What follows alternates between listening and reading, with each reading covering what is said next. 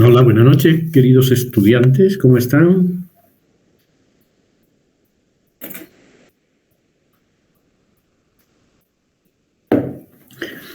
¿Están presentes o ausentes los que han ingresado? Buenas noches, Sí, doctor. doctor, buenas noches. Buenas noches. Buenas noches, doctor. Somos 13 conmigo por el momento. Hoy día el tema es relativamente largo, así que empezaremos a tiempo. Espero que se vayan sumando los otros compañeros para escuchar este tema que, como les dije en las anteriores clases, es muy, muy interesante y complejo. Vamos a hablar de las glomerulopatías, ¿sí? También conocidas como glomerulonefritis. Voy a compartir mi pantalla. Espero que sea comprensible este tema. Voy a tratar de ser lo más didáctico posible, explicando una patología, como les digo, muy compleja, en términos de su información clínica, de su evolución clínica y sus aspectos anatomopatológicos.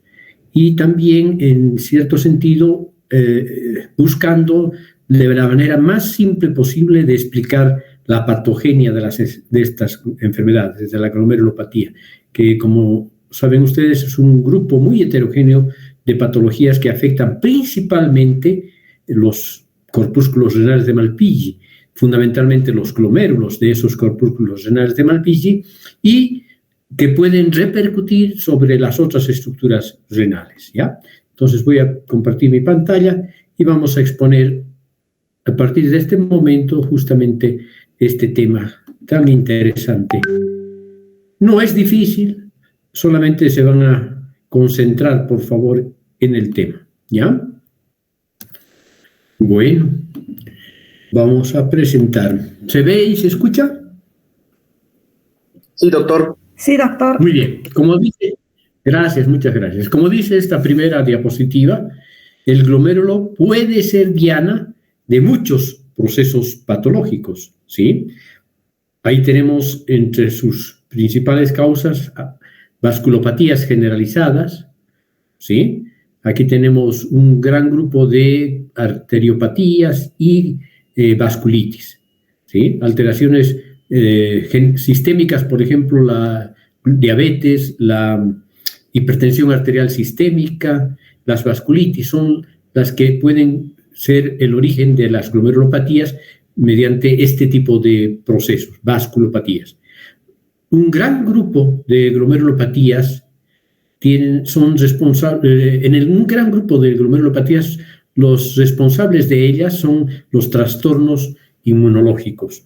Y también, aunque un poco menos frecuentemente, pueden ser depósitos de materiales extraños los responsables de las glomerulopatías. Bueno, pero estas glomerulopatías, sea cual fuere la causa, indudablemente tiene importancia, desde luego, pero a veces no es necesario que una causa determine un tipo de patología, ¿ya? Entonces, estas causas que van a producir glomerulopatías pueden determinar una alteración funcional de los riñones, una alteración funcional renal que puede ser transitoria o permanente y que puede evolucionar rápidamente, lentamente o puede evolucionar en forma subaguda, ¿ya? Para que puedan comprender la morfología de las diferentes variedades de glomerulopatías que vamos a describir sucintamente al final de la clase, tienen que recordar que en el corpúsculo renal de Malpighi hay un componente vascular y un componente epitelial.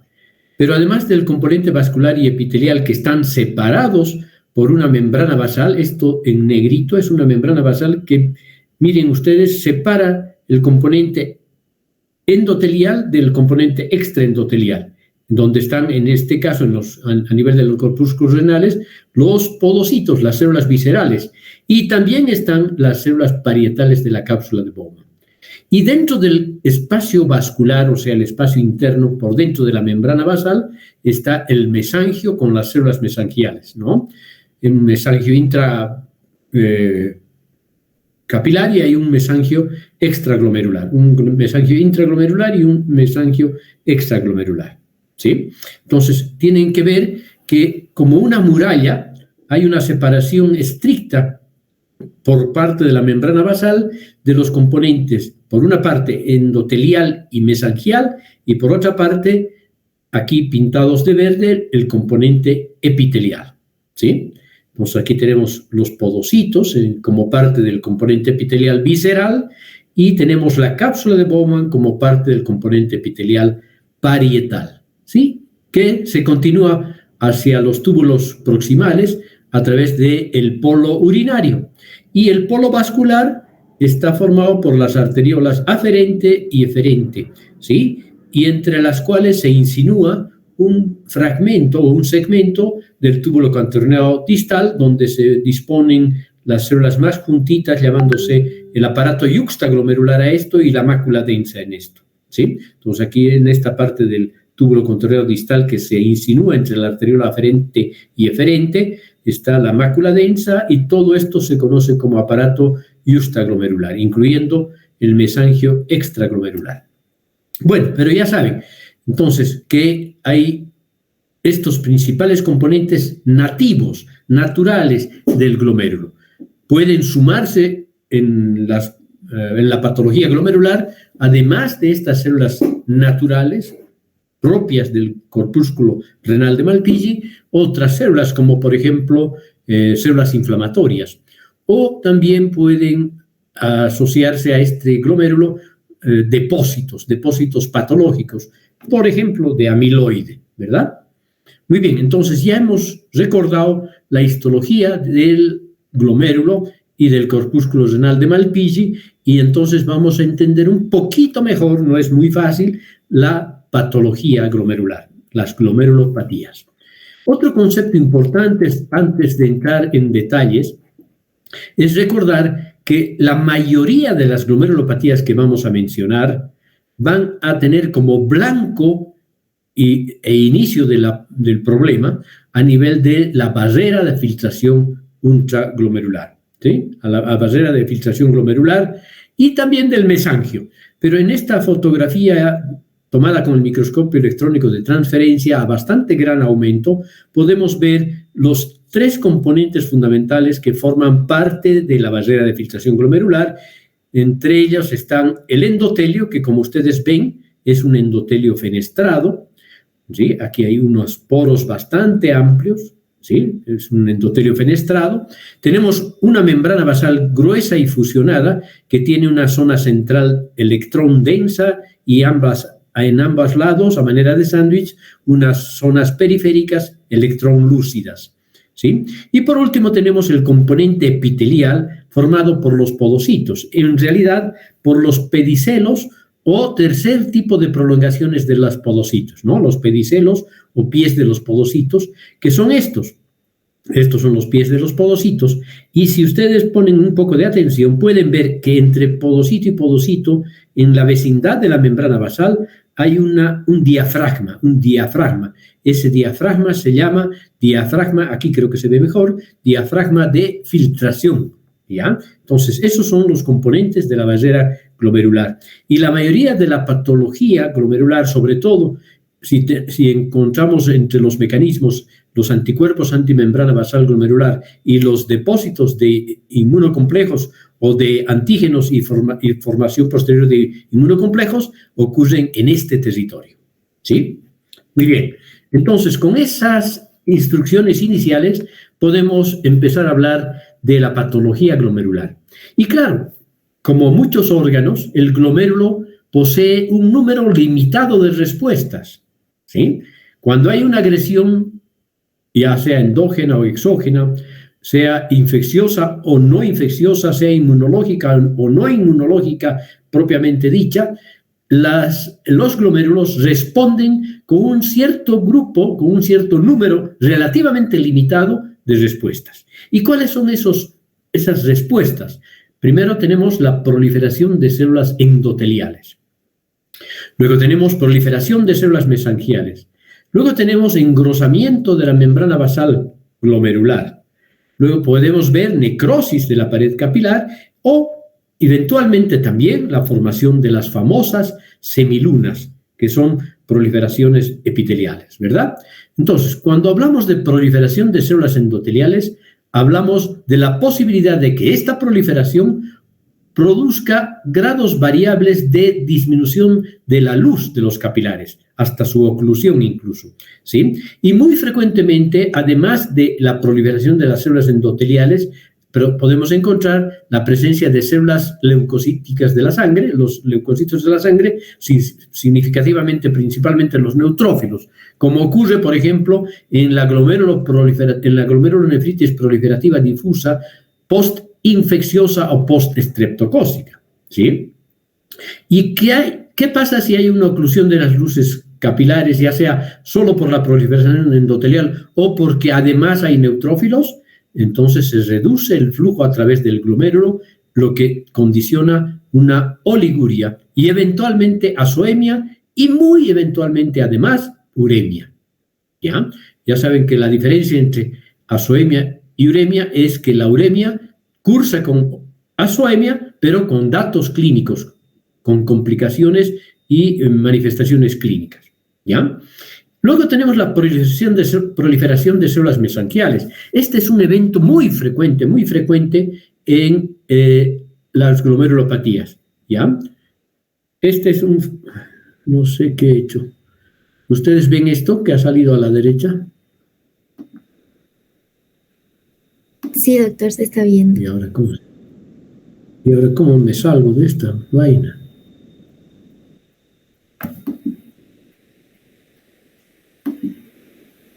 No. Ahora sí.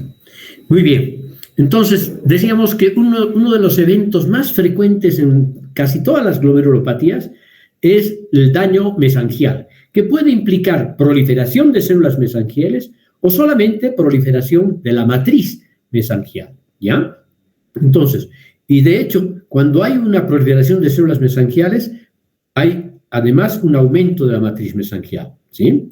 Este proceso es potencialmente reversible, ¿sí? Puede regresar una vez resuelto el episodio agudo o puede complicarse, esclerosándose e incluso hialinizando el glomérulo, de todo o parte del glomérulo, ¿sí? De los penachos de capilares estamos hablando. Entonces, puede haber una regresión del proceso o puede evolucionar a una esclerosis de todo o parte del penacho de capilares glomerulares, Otro evento importante y frecuente es el engrosamiento de la membrana basal.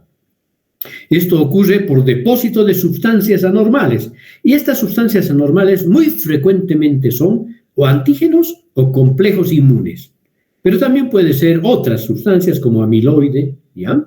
Y puede haber también un engrosamiento de la membrana basal debido a una nueva síntesis o a una síntesis de nueva membrana basal glomerular que se puede incluso insinuar a través de ella, ¿sí? Insinuación tanto de la citoplasma como de la matriz mesangial a través de la membrana basal, como ocurre en algunas glomerulopatías membranoproliferativas, o una combinación de todos estos procesos, ¿sí? Otra respuesta esperable es la necrosis de la pared capilar. Generalmente es una necrosis de tipo fibrinoide, ¿sí? Casi siempre cuando ocurre en la pared de los vasos la necrosis es de tipo fibrinoide, ¿sí? Para que haya una necrosis fibrinoide puede ser una lesión aguda, intensa de la pared capilar, como ocurre, por ejemplo, en la vasculitis necrotizante o como ocurre también en la hipertensión maligna o acelerada, ¿sí? En la hipertensión arterial sistémica acelerada. El último evento como respuesta importante del glomérulo a la agresión es la formación de semilunas, ¿sí? Esto casi siempre se produce cuando hay una lesión glomerular importante, intensa, en la que hay escape de sangre y fibrina al espacio urinario de Bowman, ¿sí? Y entonces, ¿qué produce este escape de fibrina y sangre en el espacio urinario? Una activación y una proliferación de las células epiteliales de la cápsula de Bowman que van comprimiendo el glomérulo y terminan destruyendo toda la nefrona, ¿sí? Esto es lo que se conoce como proliferación epitelial de la cápsula de Bowman con la formación de semilunas que al progresar no solo forman semilunas, sino que terminan destruyendo toda la nefrona por comprimiéndola al penacho de capilares glomerulares. Y ya, casi siempre cuando vemos semilunas pensamos en una glomerulopatía rápidamente progresiva y pensamos que es un signo de mal pronóstico. ¿Ok? Bueno, en la patogenia de esta enfermedad de las glomerulopatías hay varios mecanismos, algunos bastante bien estudiados, otros no tanto, ¿sí? Pero vamos a describir los más importantes, ¿sí? Tenemos uno que es la presencia de anticuerpos antimembrana basal glomerular, que se trata de la formación in situ de anticuerpos antimembrana basal glomerular que se depositan dentro de la colágena de tipo 4 fundamentalmente, un fragmento de la colágena de tipo 4, y van activando el complemento y reclutando células inflamatorias. Siempre que hay activación del complemento, bueno, no siempre, casi siempre que hay activación del complemento, hay un reclutamiento de células inflamatorias y por lo tanto una glomerulopatía. Y esta glomerulopatía asociada a anticuerpos antimembrana basal glomerular, que suele ser, por ejemplo, la que se ve en el síndrome de Goodpaster, es una importante causa de esa glomerulopatía rápidamente progresiva que hemos mencionado, con proliferación epitelial de la cápsula de Bowman y formación de semilunas, ¿ya? Los mecanismos más frecuentes son estos. El segundo, depósitos de complejos inmunes a nivel de la membrana basal. Y esto puede ocurrir de dos formas. Un complejo inmune previamente circulante por la sangre, que se deposita ya en la membrana basal o en la barrera de filtración glomerular como complejo inmune. O puede primero depositarse solamente como un antígeno, ¿sí? Como un antígeno, y posteriormente formarse in situ el complejo inmune cuando vienen los anticuerpos a formar el complejo antígeno-anticuerpo, ¿sí? Entonces, esos son los dos mecanismos importantes: anticuerpos antimembrana basal glomerular, o complejos circulantes o antígenos depositados en la membrana basal con la formación de complejos inmunes in situ. Y un tercer mecanismo es el que favorece la actividad de los ANCAs, anticuerpos anticitoplasmáticos de los neutrófilos, que se unen a la fracción FC de los neutrófilos, activándolos y produciendo entonces un proceso inflamatorio en el glomérulo. Muy bien, ahora vamos a entrar en la fisiopatología de las glomerulopatías. En realidad ya hemos visto los principales mecanismos, ahora solamente vamos a ver cómo pueden reaccionar a la presencia de esos complejos inmunes o anticuerpos antimembrana basal o ANCAs o depósitos de sustancias extrañas, los glomérulos, ¿ya? El glomérulo entonces puede enfermar por acción de diversas noxas, como ya hemos visto, ¿sí? Muchas variedades de antígenos o infecciones pueden ser los que van a gatillar, es decir, a iniciar una cascada de eventos para agredir el glomérulo, ¿sí? En donde casi siempre participan las proteínas del plasma denominadas complemento, algunas veces formando el complejo de ataque de membrana inclusive. Bueno, pero estas enfermedades que afectan al glomérulo pueden ser primarias, es decir, prácticamente solo del riñón o inicialmente del riñón, ¿sí? Glomerulopatías primitivas o primarias. O pueden el riñón y los glomérulos, por lo tanto, comprometerse en el curso de otra enfermedad sistémica, como por ejemplo el lupus eritematoso sistémico, en fin, el mieloma múltiple, en fin, ¿no? Estas son las glomerulopatías secundarias, la diabetes mellitus, la hipertensión, en fin, ¿no? Entonces tenemos glomerulopatías primarias o primitivas y glomerulopatías secundarias en el curso de una enfermedad generalmente sistémica, ¿sí? Bueno, frente a esta misma noxa o a la heterogénea población de noxas que hay, el glomérulo enferma con un determinado patrón histológico, que no siempre es el mismo a una noxa. Una noxa puede determinar varios patrones histológicos, ¿sí? Y este patrón histológico, esta alteración histológica del glomérulo o del corpúsculo renal de Malpighi en general, va a manifestarse clínicamente bajo el nombre de síndromes nefrológicos. Síndromes nefrológicos que pueden ser leves o hasta gravísimos, ¿no? Van desde una proteinuria simple o una hematuria microscópica hasta el riñón terminal, ¿sí? Hasta la glomerulonefritis crónica, que puede producir un riñón terminal.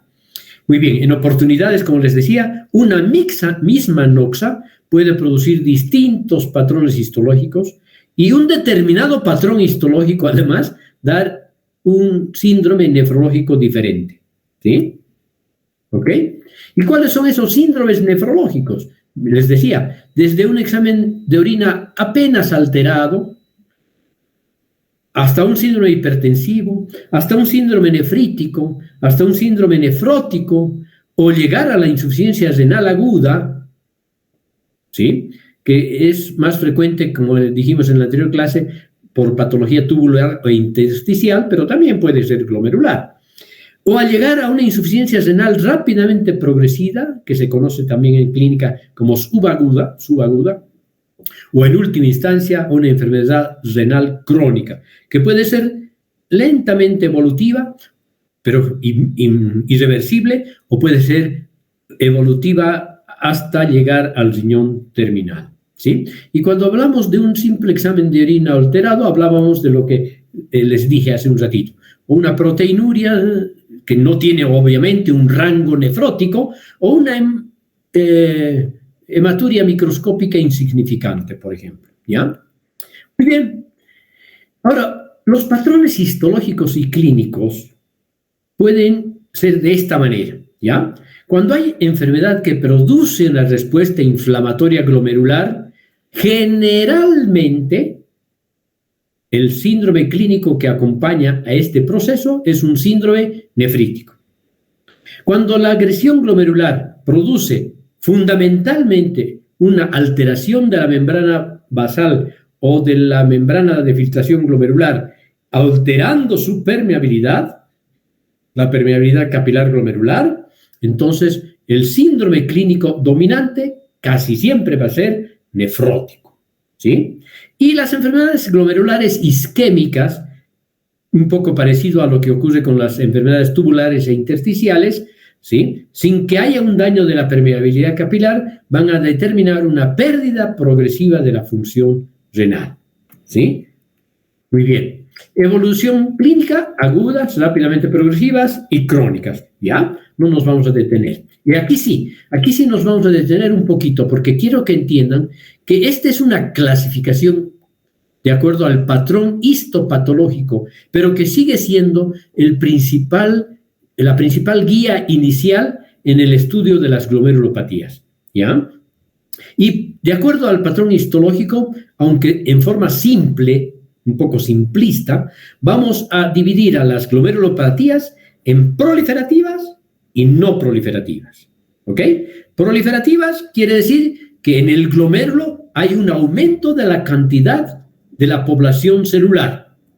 Esa población celular dependerá a veces de las células mesangiales, dependerá de las células endoteliales, dependerá de las células del epitelio de la cápsula de Bowman, formando semilunas, o incluso pueden depender de la presencia de leucocitos, principalmente neutrófilos, ¿sí? Entonces, cuando hablamos de una glomerulopatía proliferativa, hablamos de proliferación del número celular y, por lo tanto, generalmente un agrandamiento del glomérulo. Cuando hablamos de glomerulopatías no proliferativas, justamente la proliferación celular es inconspicua, no es importante o no existe, simplemente, ¿ya? Aquí no hay una proliferación significativa celular. Puede aumentar el mesangio, la matriz mesangial, ¿sí? Pueden haber alteraciones a nivel de la membrana basal o en la vertiente subepitelial o la vertiente subendotelial, pero no hay proliferación celular. Ahora, aquí también es interesante. En general, el síndrome clínico, por lo menos inicial, que acompaña a las glomerulopatías proliferativas es el síndrome nefrítico. Y al que acompaña a las glomerulopatías no proliferativas es el síndrome nefrótico. ¿Ok? Muy bien. Entonces, ese es un patrón general. Muy bien. Aquí tenemos un algoritmo para entender esto de las glomerulopatías proliferativas, que implican hipercelularidad, y de las glomerulopatías no proliferativas, que no implican hipercelularidad o es mínima la hipercelularidad, ¿ya? Esta proliferación celular puede depender de componentes intracapilares, ¿ya?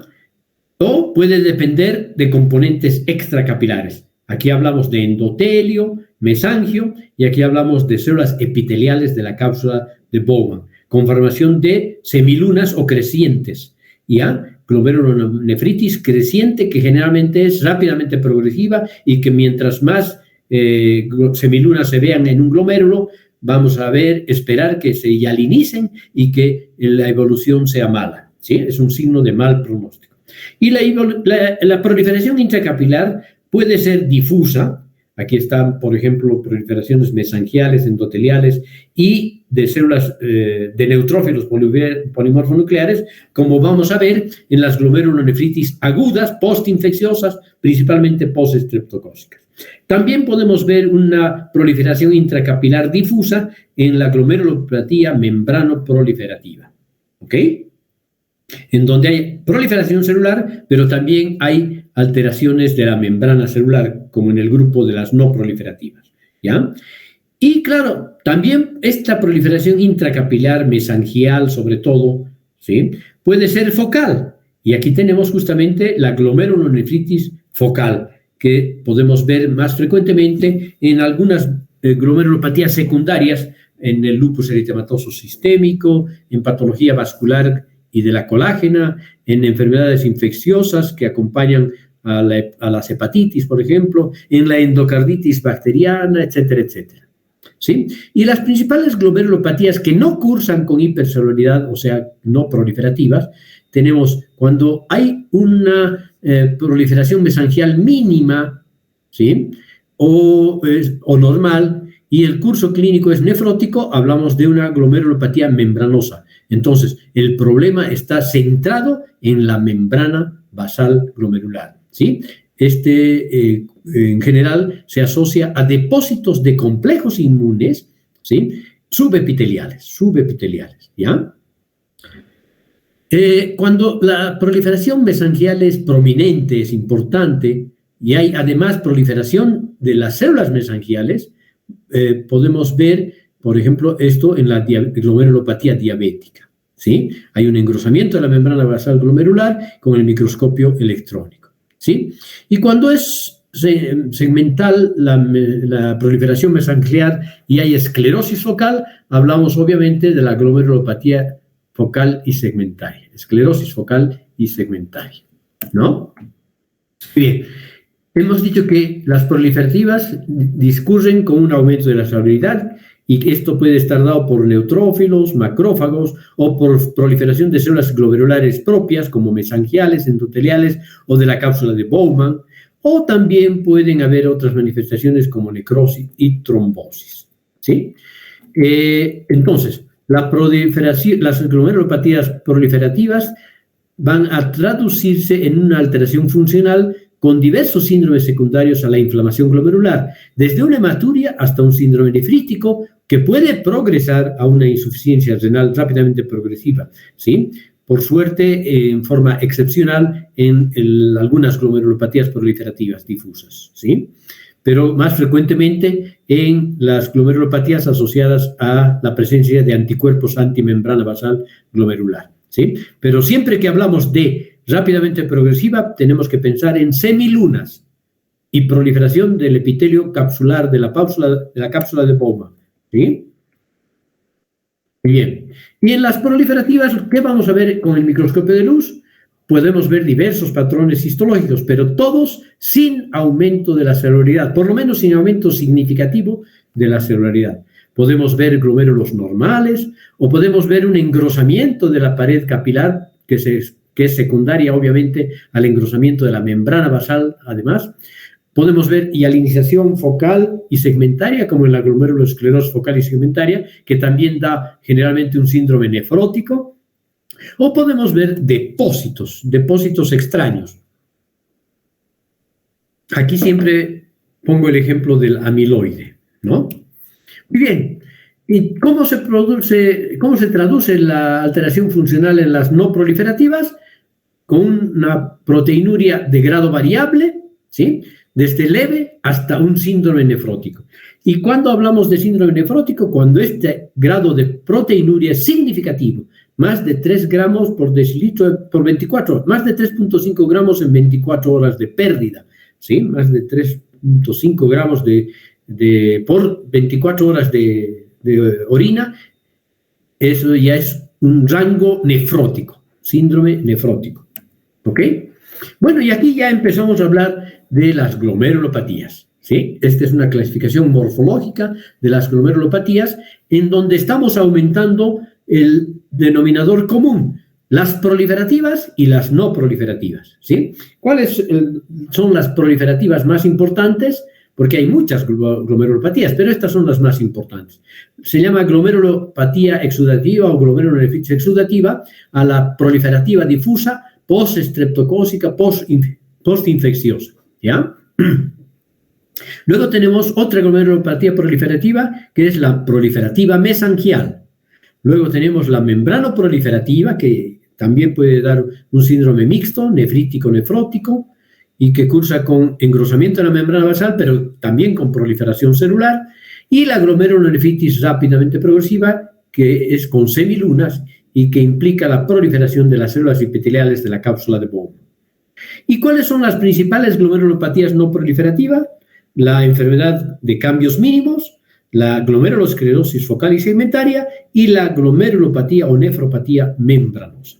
Muy bien, entonces ya tenemos definidas a las 7 principales glomerulopatías en sus diferentes patrones de proliferación o no proliferación, ¿sí?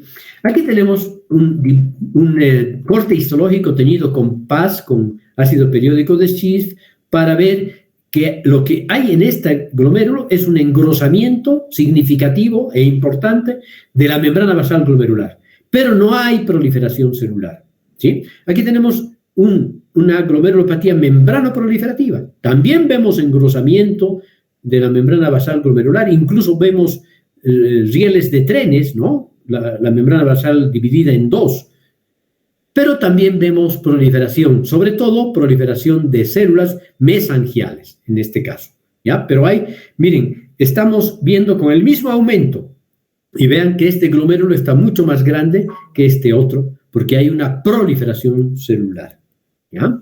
Y bueno, el evento, ya hablando de la fisiopatología y de la patogenia, más bien, de las glomerulopatías, vamos a encontrar un patrón inmunológico en la mayoría de ellas, subyaciendo a la mayoría de ellas, o un patrón no inmunológico, o puede ser pausinmune, ¿no? Que no es fácil de reconocerlo, aunque parece que la mayoría tienen, aunque no sean propiamente inmunológicas, un patrón, una base inmunológica de por medio. Bueno, y aquí tenemos las primeras glomerulopatías que tienen un componente inmunológico, un patrón, una patogenia inmunológica. Y aquí tenemos los tres principales mecanismos que hemos estudiado al principio: anticuerpos, antimembrana basal glomerular, complejos antígeno-anticuerpo o complejos inmunes, y el tercer tipo, glomerulopatías mediadas probablemente por mecanismo inmunitario, pero ni en la inmunofluorescencia ni en el microscopio electrónico podemos ver los marcadores que sí vemos en estas dos anteriores. Por eso se conocen también como pausi-inmunes. Y entre las glomerulopatías no inmunológicas tenemos enfermedades glomerulares por mecanismos no inmunológicos, como el depósito de sustancias, la isquemia crónica vascular, de origen vascular puede ser, y el daño por hiperfiltración, sobre todo por una hiperfiltración del riñón compensando la alteración del otro riñón, ¿no? Hiperfiltración glomerular, o un aumento del trabajo glomerular, ¿sí? Bueno, y aquí tenemos diferentes patrones de glomerulopatías. Aquí tenemos un patrón con inmunofluorescencia de una glomerulopatía granular, depósitos granulares. Aquí tenemos depósitos lineales. Aquí tenemos depósitos de complejos inmunes, ¿no? Aquí tenemos un compromiso focal y segmentario. Bueno, aquí podemos ver un compromiso segmentario porque no vemos otros glomérulos para decir que es focal. Pero miren, en este glomérulo, gran parte del mismo está conservada, su arquitectura, pero estos dos ovillos están hialinizados y con proliferación celular y mesangial, ¿no? Entonces aquí, esta es una glomerulopatía, probablemente una glomerulosclerosis focal segmentaria. Bueno, vamos a ir viendo. Este es el patrón lineal. El patrón, el patrón granular. Vean, hay una granularidad. En la inmunofluorescencia se ve como si fuera arrozariada, ¿ya? Este es un patrón granular. En estas áreas se ven mejor incluso estos gránulos de patrón de depósito de los complejos inmunes. Esto es lo típico del depósito de complejos inmunes, ¿ya? Y aquí vemos un patrón lineal. No hay esos rosarios en los depósitos inmunes, porque no son complejos inmunes los que están depositados aquí, sino es un anticuerpo antimembrana basal glomerular. Entonces, el patrón de inmunofluorescencia que acompaña al mecanismo de glomerulopatía producido por anticuerpos antimembrana basal glomerular va a producir depósitos lineales. Y el mecanismo en donde están involucrados antígenos y anticuerpos, complejos inmunes, van a dar a la inmunofluorescencia un patrón granular, ¿ya? Ya saben entonces. Bueno, voy a regresar a esta diapositiva para ver los diferentes mecanismos que nos interesan reconocer, ¿sí? Vean, anticuerpos antimembrana basal glomerular, estoy dibujándolos en rojo. Complejos inmunes en azul, pausinmunes en verde, ¿ya? Y por último, los no inmunológicos en un amarillo tenue, ¿ok? Ahora sí, miren, aquí empezamos con color rojo, ¿sí? Glomerulopatías mediadas por mecanismo inmunológico. ¿Pero por qué mecanismo inmunológico? Por anticuerpos antimembrana basal glomerular, cuya inmunofluorescencia muestra, como acabamos de ver, un patrón lineal, ¿ok? Entonces, ¿qué pasa aquí? Inyectan, esta es una experiencia, ¿ya? Inyectan un fluido purificado en los riñones de pacientes con síndrome de Goodpaster, un anticuerpo a monos, ¿y qué hacen estos? van a ser una glomerulonefritis fulminante con hemorragias pulmonares y progresión a la insuficiencia renal, porque esta glomerulopatía va a ser típicamente semilunar, con semilunas, ¿sí? Rápidamente progresiva. Bueno, entonces aquí el mecanismo es depósitos de complejos inmunes en la membrana basal glomerular, pero también en la membrana basal pulmonar, ¿sí? Por eso es que hay rotura de capilares pulmonares y el paciente presenta hemoptisis, ¿sí? Y entonces, ¿qué pasa? El anticuerpo antimembrana basal glomerular y pulmonar, o alveolar si quieren, activa el complemento. Y el complemento prolifera, favorece la respuesta inflamatoria, ¿sí? Entonces, esto va a determinar una variedad de glomerulopatía que se asocia a este mecanismo, ¿sí? También puede ser producido por virus de la influenza, hidrocarburos, ¿sí? Que expresan antígenos con posterior aparición al anticuerpo antimembrana basal glomerular, ¿sí? Muy bien, aquí tenemos entonces una glomerulopatía con una semiluna. Ven aquí, esta es una proliferación de la cápsula de Bowman. Aquí vemos la cápsula de Bowman no proliferada y desde aquí empieza a proliferar formando esta semiluna, ¿sí? Que va a ir comprimiendo el penacho de capilares glomerulares. Y aquí se ve con la inmunofluorescencia la forma de esta semiluna y la parte no comprometida todavía, ¿sí? Entonces, ¿qué vamos a ver? ¿Cuál es el patrón histológico? Vamos a ver con el microscopio de luz una proliferación de células extracapilares en forma de crecientes o semilunas, ¿sí? Este patrón no es específico, sin embargo, para anticuerpos antimembrana basal glomerular. Podemos ver también en complejos inmunes.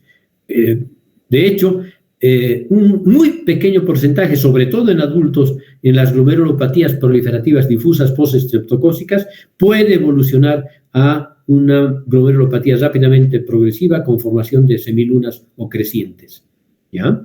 Bueno, pero estamos hablando de este mecanismo y en la inmunofluorescencia vamos a ver el patrón lineal que ya hemos recalcado 2 o 3 veces, ¿sí? Patrón lineal de los depósitos de anticuerpos antimembrana basal glomerular con la inmunofluorescencia. Y ahora pasamos al color azul, o sea, glomerulopatías mediadas por complejos inmunes, ¿sí? ¿Cuál es el patrón en la inmunofluorescencia? El patrón a la inmunofluorescencia es granular, ¿sí? Entonces, estas son enfermedades inducidas por el depósito o formación in situ de complejos inmunes, ¿ya? El glomérulo es muy susceptible para atrapar o formar complejos inmunes cuando el flujo sanguíneo es muy elevado y, de hecho, los riñones reciben el 20% del gasto cardíaco, por lo tanto, tienen la posibilidad y la susceptibilidad de atrapar complejos inmunes, ¿ya? Entonces, hay una alta permeabilidad capilar y hay una alta presión de ultrafiltración y esto también puede favorecer la posibilidad de atrapar complejos inmunes. ¿Qué pasa con este patrón, con este mecanismo? Van a producir un daño renal y una clínica por inmunocomplejos que van a depender del sitio en donde se produzca este depósito, ¿sí? Y del tamaño en el que tengan los complejos inmunes y de la carga eléctrica que tengan estos complejos inmunes, ¿sí?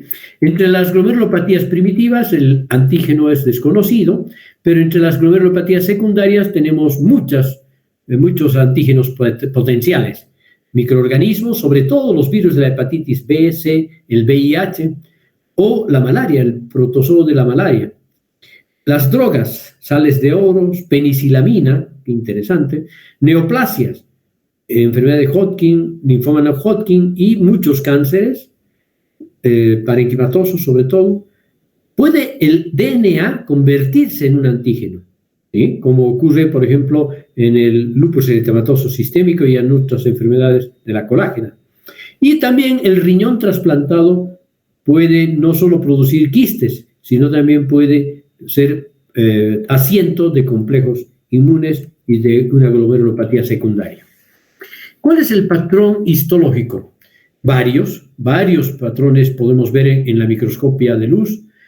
Puede ser la glomerulopatía proliferativa difusa, que también se llama exudativa o por la presencia de neutrófilos, o puede haber una proliferación mesangial de células mesangiales, sobre todo, y de mesangio, de la matriz mesangial, ¿no? Extramembranosas, ¿sí? Glomerulopatías extramembranosas, entonces podemos ver las semilusas famosas y las crescénticas, ¿no? Glomerulopatías crescénticas. La inmunofluorescencia hemos visto que es de tipo granular, los depósitos son granulares y los depósitos electrodensos pueden estar depositados en el mesangio, en el subendotelio o en el subepitelio, ¿sí?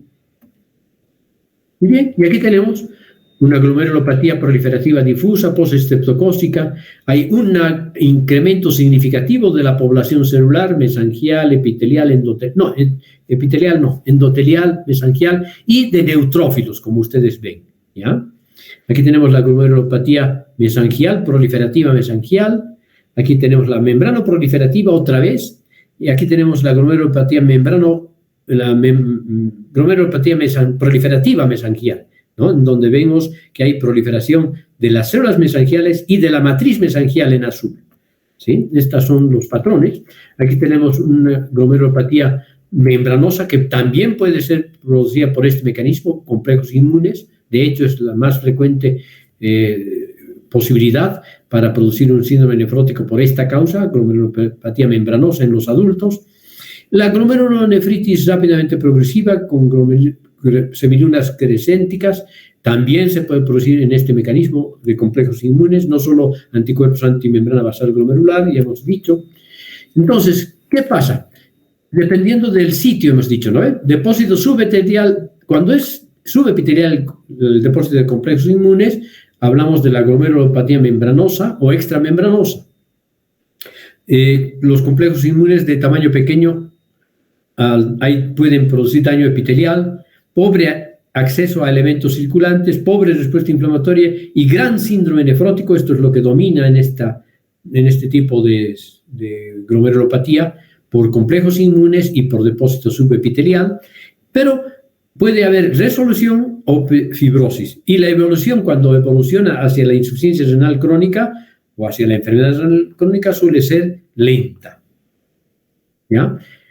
Aquí tenemos con esta tinción de plata, de metenamina de plata, se puede ver muy lindos los depósitos granulares a lo largo de la membrana basal glomerular y en la vertiente subepitelial.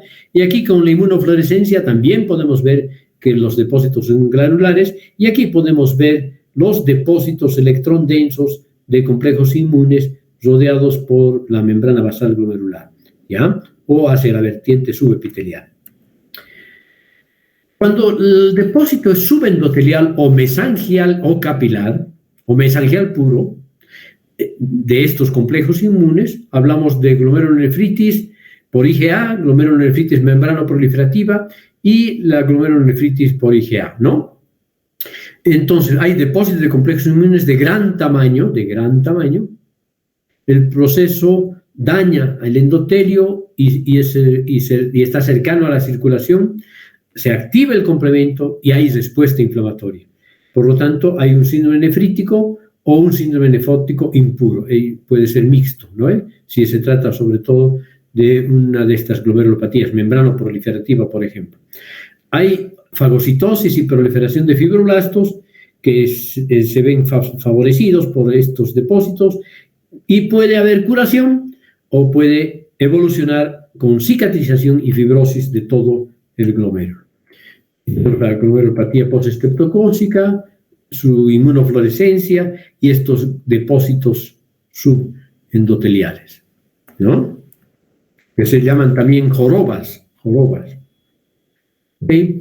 Depósitos de inmunocomplejos en el mesangio provocan proliferación tanto de las células mesangiales como de la matriz mesangial. Aquí se ven los complejos inmunes en pleno mesangio, ¿no? En forma de zonas oscuras porque tienen electrodensidad mayor. Aquí tenemos el patrón histológico clínico del daño mesangial subepitelial. Es una glomerulopatía membrano proliferativa, y aquí se ven justamente los complejos inmunes en el subendotelio, ¿no? Bueno, y el tercer mecanismo son las glomerulopatías mediadas posiblemente por un mecanismo inmunológico, pero no se ve nada en la inmunofluorescencia ni en el microscopio electrónico. No hay esos marcadores inmunológicos que acabamos de describir. Sí, aquí lo que se trata es de una enfermedad con injuria de las células del epitelio visceral. ¿Sí? No hay inflamación, no suele haber inflamación glomerular, y aquí tenemos la famosa nefrosis lipoídica y la glomerulonefritis focal y segmentaria. ¿Sí? Las glomerulonefritis crescénticas, pausinmunes también pueden haber. En este caso, en la crescéntica hay proliferación de la cápsula de Bowman. Esta proliferación de la cápsula de Bowman en las glomerulonefritis crescénticas se van a observar en algunas vasculitis más que en otras, sobre todo en la enfermedad de Wegener, en el síndrome de Churg-Strauss y en la poliangitis microscópica. Estos son vasculitis de vasos pequeños, ¿no? Aquí tenemos enfermedad de cambios mínimos por depósitos en la matriz mesangial sobre todo, glomerulosclerosis focal y segmentaria. La glomerulonefritis crescéntica pausinmune, hay proliferación de la cápsula de Bowman, ya repetimos un poco esto, enfermedad de Wegener, Churg-Strauss y poliangitis microscópica. Y aquí tenemos la típica semiluna y aquí el depósito de una matriz mesangial, ¿no? Aquí tenemos otra vez glomerulonefritis crescéntica, es una enfermedad, en la enfermedad de Wegener, poliangitis microscópica y síndrome de Churg-Strauss. El mecanismo de daño glomerular en las glomerulopatías por injuria inmunológica puede desencadenar una enfermedad con inflamación glomerular o sin inflamación glomerular, ¿ya? ¿Y cuando hay inflamación en general? Cuando ya sean anticuerpos antimembrana basal glomerular, complejos inmunes, ANCAs o citoquinas, activen el complemento que determinan la llegada de neutrófilos, sirven como quimiotácticos para neutrófilos, activación de macrófagos, activación de linfocitos T, y esto va a producir citoquinas, formas activadas de oxígeno, ¿no? Peróxido de oxígeno, de hidrógeno, por ejemplo, y sustancias vasodilatadoras. Y esto va a provocar inflamación con coagulación, o puede ir a la curación o a la cicatrización, ¿sí? Esta cascada del complemento puede activarse, ¿sí?, por los mecanismos aquí arriba mencionados, ¿sí?, por la vía clásica o por la vía alterna, ¿sí? Esto sobre todo en los procesos bacterianos, ¿sí? En la vía clásica se activa el complejo de ataque a la membrana, lo mismo que en la vía alterna en última instancia, ¿ya? Complejo de ataque de membrana. Y hay depósito del complemento 3 sobre todo, 3A y 3B, ¿sí? Bueno, entonces, en la glomerulonefritis pausinmune la causa es desconocida. Hay activación, como en el anterior caso, de linfocitos T, de linfocitos citotóxicos activados por los linfocitos T cooperadores, liberación de leucotrienos, reclutamiento de células inflamatorias que agreden al glomérulo. Lo mismo que los linfocitos citotóxicos, agreden al glomérulo. Los ANCAs, entonces, los ANCAs y el daño glomerular, atacan antígenos que expresan en la superficie de neutrófilos y monocitos y se produce una ruptura del sistema respiratorio. Entonces, los neutrófilos, ¿qué hacen? Liberan radicales libres, sus gránulos citoplasmáticos que dañan las células endoteliales, lo que inicia un proceso inflamatorio, y esta reacción se amplifica por la acción del factor de necrosis tumoral, que puede ser producido por muchas células. Bueno, y ahora tenemos, en última instancia, las glomerulopatías mediadas por mecanismo no inmunológico, ¿sí? Depósito de sustancias, isquemia crónica, daño por hiperfiltración, ¿sí? Entre las sustancias que pueden desencadenar glomerulopatía por depósito, amiloides, cadenas livianas o pasadas de proteínas, material glicosilado.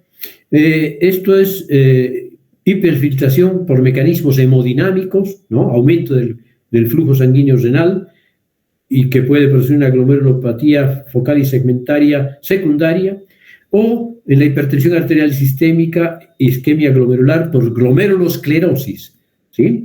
Aquí tenemos la glomerulopatía diabética, puede ser con esclerosis difusa o con la glomerulosclerosis nodular que estamos viendo en esta diapositiva, con formación de los nódulos hialinizados. Kim-Steele-Wilson se llama este tipo de glomerulopatía, enfermedad de Kim-Steele-Wilson.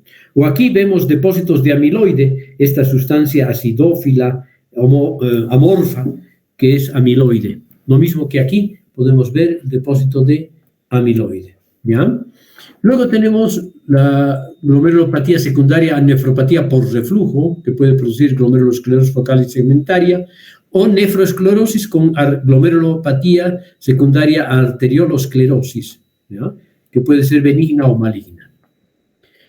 Bueno, entonces, en la patogenia de los glomerulopatías hay un factor de producción, el factor que agregó al glomérulo, y los factores que ayudan a la progresión de la enfermedad, ¿sí? Que son diferentes los que agredieron inicialmente al glomérulo y que continúan actuando independientemente de estos factores. Estas alteraciones de progresión son fundamentalmente de tipo hemodinámico, ¿sí? Causando hiperfiltración, hipertensión, dieta hiperproteica, proteinuria e hiperlipidemia. Esos son contribuyentes de la glomerulopatía. Bueno, y para terminar, entonces, vamos a recordar las principales características de las principales glomerulopatías. Esta es una glomerulopatía proliferativa y es la proliferativa difusa o denominada también glomerulonefritis aguda, post-estreptocócica, etcétera, etcétera, ¿no? Entonces, ¿cómo es producida esta glomerulopatía? Por inmunocomplejos, generalmente tras una infección estreptocócica, sobre todo las cepas nefritogénicas, que ustedes saben que son las de tipo A, ¿no? Van a producir clínicamente, típicamente, un síndrome nefrítico. Ha de haber histológicamente proliferación del endotelio, del mesanquio y reclutamiento de neutrófilos, por lo tanto hay hipercelularidad. La mayoría de los casos, sobre todo si son en gente joven, tienen recuperación absoluta, ¿sí? Pero una pequeña parte, sobre todo si son adultos, puede progresar rápidamente a insuficiencia renal o desarrollar lentamente una insuficiencia renal crónica tras una aparente recuperación, sobre todo por la proliferación de las células epiteliales de la cápsula de Bowman y la glomerulopatía con semilunas. La membranosa. ¿Qué es lo más destacable de la glomerulopatía membranosa? Sobre todo se observa en adultos y es la causa más frecuente, probablemente más frecuente, de síndrome nefrótico, ¿sí? Aquí hay discusiones también, porque la glomerulosclerosis focal y segmentaria también algunos autores consideran que es la más frecuente. Se debe también a la formación de inmunocomplejos en el glomérulo, aparentemente in situ. La membrana basal está engrosada y es anormalmente permeable, por lo tanto lo lógico es que haya proteinuria masiva. Produce insuficiencia renal crónica en el 50% de los casos. Eso quiere decir que de una glomerulopatía membranosa va a evolucionar a una glomerulopatía crónica lentamente, claro, lentamente, pero hasta en el 50% de los casos. Y el 80-90% de los casos son idiopáticas, no se conoce la causa, y el 10 a 20% secundarias a antígenos anormales circulantes, ¿sí? Luego tenemos la glomerulopatía membranoproliferativa, esta que hemos visto varias veces. Principalmente en adolescentes, puede producir clínicamente hematuria, síndrome nefrótico, síndrome mixto, nefrítico-nefrótico, en fin, puesto que es membranoproliferativa. ¿Qué es lo que vamos a ver histológicamente? Proliferación mesangial y engrosamiento de la membrana basal glomerular. El complemento sérico está bajo porque hay depósito de complemento, ¿sí? Hay dos tipos, la de tipo 1 o idiopática y la de tipo 2, que puede ser idiopática o secundaria a enfermedades sistémicas como el lupus eritematoso sistémico, ¿sí? En la de tipo 1, que es la mayoría, 90% de los casos, hay depósito de complemento, generalmente con depósito añadido de inmunocomplejos. Y en la de tipo 2, hay activación primaria del complemento en los glomérulos sin inmunocomplejos, también conocida como enfermedad de depósitos densos. ¿Por qué? Porque la matriz mesangial y los depósitos hacen que la membrana basal se divida en dos, ¿sí? Este proceso progresa a enfermedad renal crónica a lo largo de muchos años y tiende a recidivar en los riñones trasplantados. Ya, esto puede ser pregunta de examen. ¿Cuál es la glomerulopatía que con mayor frecuencia recidiva en los riñones trasplantados? La glomerulopatía de tipo 2, ¿no? Membrana proliferativa. Ahora tenemos la proliferativa segmentaria y focal, o también denominada glomerulosclerosis focal y segmentaria.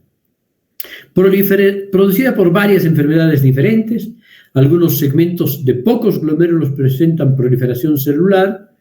Son necesarias la microscopia electrónica y la inmunohistoquímica para distinguirlas, la inmunofluorescencia sobre todo. Clínicamente, hematuria, proteinuria persistente o síndrome nefrítico. Aquí tenemos como ejemplo típico la enfermedad mesangial de tipo IgA, ¿sí? Es el tipo primario más frecuente que produce insuficiencia renal progresiva a lo largo también de muchos años. Entonces, esta es la enfermedad proliferativa segmentaria y focal, no la glomerulosclerosis focal y segmentaria, porque es de tipo IgA, ¿ya? Además de los tipos primarios, hay tipos secundarios asociados a endocarditis infecciosa, vasculitis y algunas conectivopatías. Luego tenemos la enfermedad de cambios mínimos, principalmente en niños menores de 6 años. Clínicamente, síndrome nefrótico, es la principal causa de síndrome nefrótico infantil. No se ve nada anormal en el microscopio óptico y lo característico es ver con el microscopio electrónico las prolongaciones y fusión de los pedicelos de los podocitos. Hay pérdida de las cargas polianiónicas. Aquí no vemos inmunocomplejos ni depósitos de anticuerpos antimembrana basal glomerular. Podemos ver en los túbulos contorneados, proximales sobre todo, acúmulos de lípidos. Por eso esta enfermedad también se llama nefrosis lipoídica, ¿ya? Tiene muy buen pronóstico, hay remisión precoz con esteroides en los infantes sobre todo, y hay complemento frente a antígenos de las membranas vascular del epitelio glomerular. Y se ve justamente una visión con el microscopio de barrido, desde la hendidura de filtración hacia las células epiteliales y los capilares que están abrazados por las prolongaciones pedicilares de los podocitos. Y aquí se ve, miren, aquí se ve clarita las prolongaciones primarias, secundarias y terciarias, que son los pedicelos, ¿no? Que como si entrecruzaran los dedos. Y aquí ya no, aquí se ven los podocitos como si fueran lisos. Hay una fusión de los pedicelos. Solo algunos están persistiendo. Aquí se ve un poquito de los pedicelos presentes, pero la mayoría se ha fusionado y se ve esta característica, ¿sí? Luego tenemos la glomerulosclerosis focal y segmentaria. Es una frecuente causa de proteinuria, o sea, de síndrome nefrótico. 10% en infancia, 20% en adultos. Lo que se ve es la ianinización focal de los glomérulos de parte de los segmentos glomerulares por aumento de la matriz mesangial. Hay depósitos de IgM y C3 granulares, aquí en esta porción. Es idiopática en niños, en adultos, secundaria a otras enfermedades, principalmente al VIH, por eso es que se ha convertido en una de las glomerulopatías más frecuentes en el mundo. Tiene mal pronóstico, puesto que hay una progresión lentamente progresiva, indolente, a la enfermedad renal crónica por hialinización, y no solamente de un segmento, sino posteriormente de todo el glomérulo, con pérdida de la nefrona correspondiente. ¿Sí? Muy bien, con eso terminaríamos el capítulo de glomerulopatías. ¿Ok? ¿Han persistido en la charla?